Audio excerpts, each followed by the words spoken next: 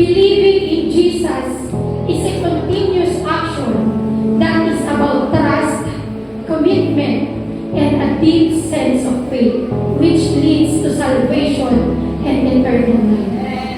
Yung bang pananampalataya natin, kagaya ba nung nakasulat dito, na yung bang actions na ginagawa natin ay kagaya ba na meron kang tiwala, meron kang commitment, at meron kang malalim na pagtitiwala sa ating Panginoon.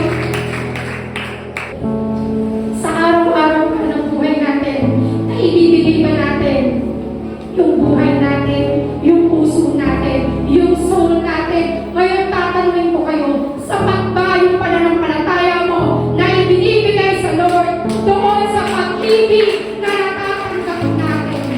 Jesus was sent to save the whole world. Jesus paid our debt on the cross.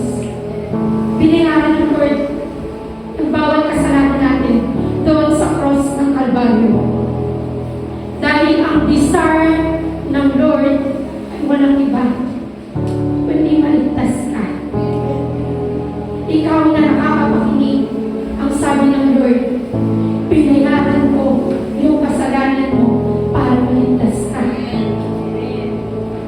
Kaya nga ino-offer sa atin dito ng Lord ay walang iba, kundi yung salvation. Hindi lang ako ang mahal ng Lord. Hindi lang ikaw ang gustong iligtas ng Lord, kundi tayo